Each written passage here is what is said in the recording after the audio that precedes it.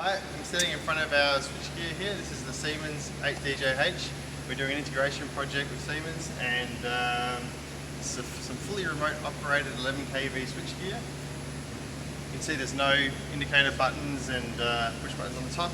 It's pretty plain. It's because it's all fully remote operated back at the operations center for the client and a remote operator panel. So some of the features in this is it's got IEC interface C bushings. That's why it's so compact. You have to use the elbow connectors in the bottom here. It's got interlocking on the doors, so you can't open the doors when it's not earthed. So this panel's earthed, you can open the door. This one's not, you can't get it off.